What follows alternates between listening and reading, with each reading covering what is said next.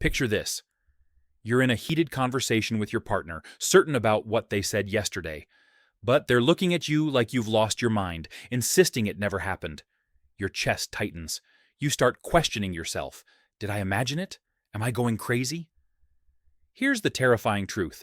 You're not crazy. You're being manipulated. And if this sounds familiar, you need to hear what comes next, because emotional manipulation destroys relationships from the inside out. And most people don't even realize it's happening until the damage runs deep.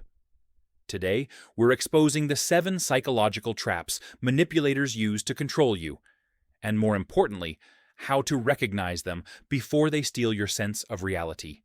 If you value your mental health and relationships, subscribe now. This could change everything. The 7 traps. 1. Gaslighting. The reality distortion. Gaslighting makes you question your own sanity. Your partner rewrites history, denies clear events, and convinces you that your memory is faulty. They'll say hurtful things, then claim, "I never said that, you're making things up." When you push back, they flip it. "You always twist my words. You're too sensitive." Over time, you're keeping notes of conversations because you can't trust your own recollection. You apologize constantly for things that weren't your fault. This is the goal, to make you so dependent on their version of reality that you lose confidence in your own judgment. Warning signs. Your partner denies witnessed events, calls you crazy or dramatic. You apologize even when innocent, and you can't make decisions without checking with them first. 2. Love bombing plus. Isolation. The 1-2 punch. It starts like a fairy tale. They shower you with attention, lavish gifts, and talk about your future together within weeks. They rearrange their entire life around you. You feel seen, understood, and completely adored. Then the switch flips. The intensity vanishes. Communication drops.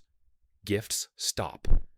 You're left desperately trying to recreate that initial magic, working harder and harder to earn back the affection they once gave freely.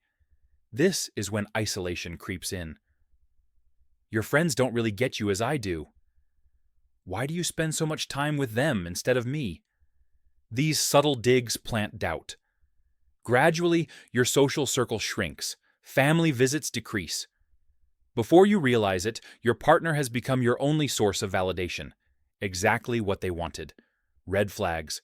Relationships moving at lightning speed. Excessive early gifts followed by withdrawal. Criticism of your loved ones. And guilt for spending time with anyone else. 3. The emotional weapons. Guilt, victimhood, and silence. Manipulators turn your empathy into a weapon. Express a need, and you hear, "After everything I've done for you, this is how you treat me?" They tally every past sacrifice like currency you owe. When you try to hold them accountable, they become the victim. "You're so mean. Nobody understands me." Your legitimate complaints somehow become evidence that you've hurt them. Then comes the silent treatment, cold, withdrawing, refusing to engage. You're left desperate to restore connection, willing to abandon your own needs just to end the punishment. These tactics exploit your humanity, making self-protection feel like cruelty. You stop advocating for yourself because the emotional cost seems unbearable. 4. Blame shifting. Plus. Weaponized vulnerabilities. Nothing is ever their fault. They said something cruel. You're too sensitive. They broke a promise. You should have known they didn't mean it. The pattern is consistent. Their behavior is always your fault. Now, combine this with weaponizing your deepest insecurities. You trusted them with your struggles. Body image, career disappointments, family trauma. Healthy partners protect these revelations. Manipulators use them as ammunition during fights. "No wonder you're insecure.